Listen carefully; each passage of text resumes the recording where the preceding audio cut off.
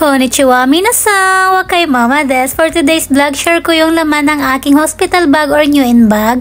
Ito pala yung mga provided ng hospital. At ito naman ang aking new-in bag or hospital bag. Nilagay ko siya dito sa malaking maleta para isahan na lang ang bitbitan. At isi-share ko ngayon kung ano yung mga dadalhin ko sa oras na ako'y manganganak. So, mag-i-stay ako sa hospital ng 6 days for normal delivery. Normal delivery po ako. Pagbukas ng maleta, ganito po yung itsura niya sa loob. So, meron pa siyang cover, saka meron pa siyang parang pangtali dyan. So, ito yung unang bubuksan natin. Ang laman po nito is ito yung dito ko nilagay yung susuotin ko kapag madi-discharge na ako sa hospital. So, ayan. Meron din ako dito postpartum belt na magagamit ko pagkapanganak. So, maganda daw gumamit agad nito para agad na lumit yung tiyan natin. Pati na rin yung sa waistline at sa pelvic. Yan. So, 3-in-1 na to. Belly belt, waist belt, pelvic belt. Nabili ko to sa Amazon. So, magti 3 years na rin to sa akin kasi gamit ko pa to sa baby ko, sa pangalawang baby ko nung nanganak ako sa kanya. So, ayan, gamit na gamit ko.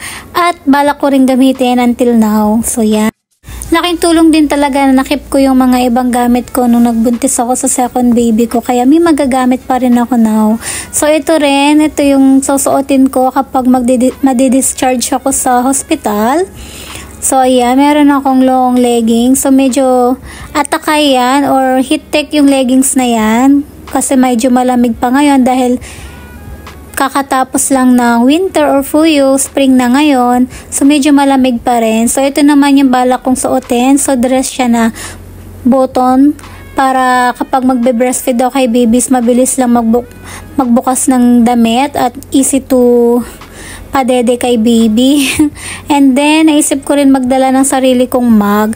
Actually, may provided na mug yung hospital, pero naisip ko pa rin magdala ng sarili kong mug. Kasi, yung provided ng hospital, siguro gagamitin ko yung mug na yun kapag magtututbrush. So, ito namang dala ko is for pag magkakape ako kasi mahilig ako sa kape or any kind of hot drink. So, yan.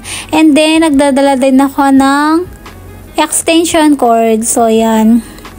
Kasi nung last na nanganak ako sa second baby ko, ang layo ng saksakan. So, kapag nag-charge ako ng phone, tumatayo ako palagi para i-check yung phone ko. So, nagdala na ako ng extension cord just in case na kung malayo man yung saksakan, hindi hassle sa akin at medyo malapit sa akin yung phone. So, napaka-importante para sa akin na malapit yung phone ko. And ito naman is travel kit pouch. Nabili ko lang to sa Shein. So, recommend ko to. Napakamura lang niya at maganda siya kasi meron na siyang hook or pangsabit. So, pwede ko to isabit dun sa banyo ko, sa kwarto pag na-hospital ako. So, dito, nagdala ako ng hair treatment, ng pang-ipit o ponytail. Tapos, naglagay din ako dito ng isang pares ng breast pad. Ayan. Tapos, dito naman sa isa is, nagdala ako ng mouthwash ko. Yan. Mouthwash sa pang-ahit na rin kung may oras ako. Just in case lang. And then, mouthwash. Yan. Nagdala ako ng sarili kong mouthwash. At, toothbrush na din. At ito naman, recommend ko rin to. Nabili ko to sa Muji Rushi. Ayan, S-shape hook. Yan. Napakaganda rin. Meron ganito. Dadalhin ko to kasi gusto ko, kapag may gusto kong isampay na gamit sa gilid ng bed ko, so magagamit ko yan. And then, toothbrush. Actually, provided din ng hospital yung toothbrush, pero mas gusto ko rin magdala ng sarili kong toothbrush. Yan. And then, hindi na pala ako nagdala ng shampoo and conditioner. Treatment lang yung dinala ko. Kasi provided na ng hospital. Pati yung facial wash, provided na rin ng hospital. Kaya, nagdala na lang ako ng treatment ko lang sa buhok. So, dito naman, mga personal hygiene ko. Ayan, meron ako ditong Betadine Feminine Wash. So, maganda kasi itong gamitin pag bagong panganak, lalo na pag normal delivery, panghugas. And then, itong Medela Pure Land Breast Cream. So, recommend ko din to kasi ilalagay mo man to sa breast mo kahit na magdede si baby sa'yo, hindi mo na siya kailangan tanggalin kasi safe siya kay baby. So, maganda siyang gamitin. And then, may gamit din ako ditong headband at nagdala rin ako ng hand cream. Ayan, kasi nagdadry yung kamay natin ngayon, lalo na malamig yung panahon. At sarili kong perfume. Ayan, kasi gusto ko lang yung sarili kong amoy. And then, nagdala ako ng favorite cover cream ko with UV protection at face powder. So, yung face powder na yun, high school pa ako, gamit ko na yan. And then, itong suklay, galing din sa Muji Rushi. At, nagdala din ako ng skincare ko. Moisturizer set to na nabili ko sa Muji Rushi din. Binili ko to kasi tamang-tama lang siguro sa 6 days na stay ko doon is kasyang-kasya na sa akin tong maliliit na yan. So, ayan. Yan yung mga dala ko. At meron din akong lip balm for everyday use lang. Ayan. Lip balm. Kasi hindi naman tayo magli-lipstick. So, lip balm na lang. And then, nandito yung mga makeup kit ko. So, ayan. Ayan. Siguro pag madi-discharge lang, doon ko lang magagamit yan. And then, yung favorite lip moisturizer ko, yung Camex. Ayan. So, ito lahat yung laman ng aking travel kit pouch. Ayan. Nandyan lahat. Hygiene, makeup. So, dyan ko lahat nilagay. And then, next naman, naisip ko rin magdala ng hair iron. Hindi ko alam kung magagamit ko, pero nagdala na din ako kasi just in case lang na gusto kong ayusin yung buhok ko para hindi naman tayo losyang kahit na bagong panganak. And then dito naman, dinala ko dito is, naglagay ako dito ng medyas kasi naalala ko nung nanganak ako sa second baby ko kahit na summer yun, grabe lamigin ako kaya kailangan ko talaga mag-medyas. Ayan, tapos nagdala rin ako ng mga extra panties or underwear. At meron din ako dala dito ng maternity bra. So, ito yung maternity bra ko. 2 piraso lang yung dinala ko na maternity bra. For extra purposes lang to. Kasi meron naman akong dalang inner. So, mamaya ipapakita ko yung inner na dala ko. So, ganyan siya. Ganito yung itsura ng aking maternity bra. And then, may dala din pala ako ditong extra face towel. So, yan. Hindi ako mahilig magpunas sa mukha ng towel pero baka kahit sa kamay ko gagamitin ko. Kaya nagdala na rin ako. And then, ito yung sinasabi kong maternity inner. Ayan. So, ganito itsura niya. Meron siyang pad. Ayan. With pad na siya. Naisip ko kasi na mas convenient sa akin itong suotin pa magpapadede kaysa sa bra. Kasi at least ito isang suotan na lang. Yan, isang suotan na lang, meron na siyang pad, so madali lang magbihis, ganun. Hindi kamukha ng maternity bra, susuot ko pa siya. So, ayan, siguro gagamitin ko lang yung maternity bra pag madi-discharge lang. Pero habang nag-i-stay sa hospital, itong inner lang isusuot at gagamitin ko. And then, by the way, this travel set bag from Shein din to. 7 pieces na yan, set na, napakamura lang, kaya binili ko. Ayan, para organize naman, 'di ba, sa maleta, hindi magulo, ganyan. And then ito naman is gamit ni baby. So ito, nagdala ako ng gaze ni baby, pampunas niya. Ayan. Pampunas sa natatapong gatas or naglalaway, ganun. At itong ceremony dress, kapag uuwi kami sa bahay, ito yung susuotin niya. So regalo to ng binan ko. So, request niya na pasuot ko to kapag madi-discharge daw kami sa hospital. So, dinala ko na din. At may mga dala din ako ditong sombrero, medyas, saka mittens. O, yan, nagdala din ako. May extra rin akong dalang boshi na 1 piraso or hat, no? Tapos, meron din akong dala dito na frog sweets. Ayan. So, 2 pares yung dinala ko na pang-discharge kay baby. Nagdala lang ako ng extra kasi just in case lang, hindi natin alam, baka magsuka si baby, wag naman sana, ganun. Nagdala lang ako ng extra para maganda na yung sobra kaysa naman kulangin. Ito na naman yung hadagi, kung tawagin dito sa Japan, or pang inner ni baby. So, pang doble niya. Lalo na malamig ngayon. So, gagamitin ni baby ang pandoble. Ayan. So, ito regalo lang to sa akin ng kaibigan ko, ang aking ate. Ayan. Shoutout sa'yo, Ate Jury. Thank you so much sa regalo.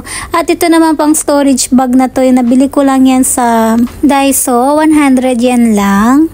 So, ayan. And then, next, ito namang malaking storage bag na to. Dito ko nilagay yung aking maternity pajama. So, dahil magstay ako doon ng 6 days, so, nagdala ako ng 3 pares dito sa new in bag ko. At meron din ako isang pares sa pinakita ko noon sa labor bag ko. So, bali, meron akong 4 na pares na maternity pajama. So, ayan. Ganito yung itsura ng maternity pajama ko. Halos lahat is bottom para mabilis mabuksan sa harapan kapag magpapa-breastfeed kay baby. So, ayan. So, pwede rin na itong dress lang or tops lang suotin ko kasi mahaba, or pwede rin suotin ko rin yung pajama dahil nga lamigin ako. Ayan, dinala ko talaga yung pares niya kasi mas mahilig ako talaga magpajama kaysa mag-dress lang. Ayan. So, ito yung laman ng aking dito sa first corner ng aking maleta. Ayan. 3 pares na maternity pajama. So, aayusin ko lang ulit ito. Ipapak ko ulit. Ibabalik ko ulit ng maayos. So, kung magta-travel po kayo, maganda po itong nabili ko na to sa Shein. Recommend ko. 7 pieces na yan. Set na yan. Kaya, kung magustuhan po ninyo sa Shein ko lang po yan nabili. Yan, share ko lang.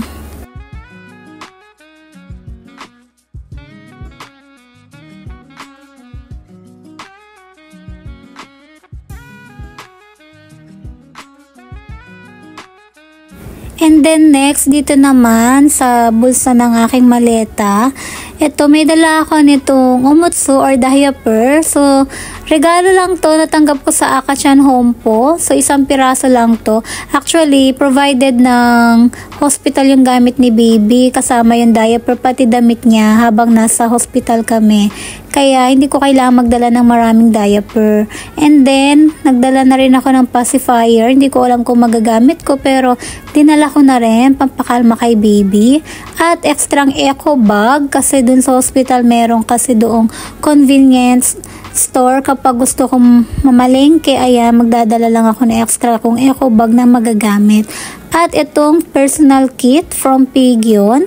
Ayan, kumpleto na siya sa loob. Meron siyang pang tanggal ng kulangot, and then meron din siyang panggupit ng kuko at nail file. At ito, pinaka-importante, itong baby nasal aspirator. So, ayan, pag may sipon si baby, pero sana wala. Ayan, dinala ko lang. And then, may dala rin ako nito from Daiso, plastic bag. Lagayan ko ng basurahan. Just in case lang. And then, thermometer. Napaka-importante nito, hindi lang sa akin, pati na rin kay baby, para ma-check natin yung temperature ni baby. At nagdala na rin ako ng sleeper. Provided din ng hospital yung sleeper, pero nagdala pa rin ako ng extra kasi ito yung gagamitin ko sa loob ng room. At kung lalabas naman ako at bababa sa hospital para pumunta ng convenience stores, gagamitin ko yung provided ng hospital para hindi naman to madumihan. So, maganda rin to. Nagagamit ko rin yan kapag nakikipag-meeting ako sa school ng anak ko. And then, nagdala din ako ng laundry net. So, sa hospital kasi, meron din doong laundry area. So, kapag naisipan kong maglaba ng damit para kapag uuwi ako sa bahay is wala na akong dalang maruming damit. So, magagamit ko rin tong laundry net. Kaya, nagdala na din ako neto. So, yan yung laman ng bulsa ng aking bag. So, ibabalik ko lang din ulit. Yan. So, 38 weeks na pala ako. I'm currently 38 weeks pregnant. So, anytime, pwede na lumabas si baby. Ewan ko baka kung kailan malapit ka ng mga anak, saka pa ako naiinip. Kayo rin ba? Naiinip na ako. Gusto ko ng mga anak. Charot. Malapit na. So, ayan. Ready na ako. Kaya, si baby na lang ang hinihintay namin. So, dito naman sa last storage ng aking maleta, dito naman, ang ipapakita ko, ang laman naman neto is, dito ko nilagay yung mga iba ko pang gamit. So, first ito, buksan natin. Dito ko nilagay yung manual breast pump. So, naisip ko magdala ng sarili kong breast pump. So, kasi nung nanganak ako dun sa second baby ko, wala akong dalang sariling breast pump. So, nangihiram lang ako sa hospital. So, ayokong manghiram. Kaya, magdadala ako ng sarili kong manual breast pumps. Ayan, meron na rin siyang kasamang bottle. Isang bottle lang. So, ayan, nagdala din ako ng breast milk storage, plastic bag. So, pwede ko yan magamit kapag marami akong gatas, just in case lang din. Pati na rin itong vegan breast milk freezer adapter. Ayan, para hindi ko nahahawakan yung plastic. So, para hindi marumihan. Ayan. For hygiene na din. Kaya, bumili ako nun. So, ayan yung mga dala ko dito. Ayan. Dito ko inilagay. So, binalot ko nga siya sa ziplock para hindi siya madumihan kasi na-disinfectant ko na kasi ito kaya hindi ko na binuksan yung ziplock. And then, meron din ako ditong tissue. Actually, provided din ng hospital yung tissue pero feeling ko kukulangin kasi nga halos pampunas ko sa mukha is tissue talaga kaya nagdala pa rin ako ng extra kong tissue. Yan. And then next, dito naman sa isa pang storage bag ko, dito ko naman nilagay yung iba pang gamit na magagamit namin ni baby at gamit din ni baby. Katulad netong baby swaddle. So ito yung baby swaddle or kung tawagin dito sa Japan is okurumi. Ayan. Isang piraso lang dala ko kasi gagamitin ko lang naman to kapag madi-discharge na din kami ni baby. And then nagdala rin ako ng breastfeeding cover. Ayan, para presentable naman just in case i-check ako ng doktor sa hospital is may cover kung nagpapadedi man ako that time. And then may dala rin akong baby blanket. So gamit pa yan ng second baby ko yung baby blanket na yan. At pati longgazi at baby bib. Ayan. So, yan yung mga dala ko dito. And then, meron din akong dalang sapatos na gagamitin ko kapag madi-discharge. Naglagay na rin ako dyan ng medyas. Ayan. Kasi hindi ko alam kung anong oras o kailan ako magle-labor o mag-i-start. Kaya, nag-ready na ako ng sapatos kasi baka mamaya wala pala akong suotin pa ma-discharge ako. So, ayan. Dito naman is nilagay ko yung mga maternity napkin ko. Ayan, yung malalaking size. Ayan, bumili ako ng napkin na pants type. Yung sinusuot na lang, parang panty. Para sa akin, mas convenient kasi. And then, itong isang pack ng breast pad. So, ayan, done. Yan po lahat ang laman ng aking new-in bag or hospital bag. Kung sa tingin nyo may kulang pa ako, paki-comment na lang po sa baba. Paki-share naman din po yun sa inyo. At maraming salamat po sa panonood. So next time sana may share ko sa inyo kung alin dito sa mga dinala ko yung hindi ko na pala nagamit at hindi ko na kailangan. Thank you so much! Jane!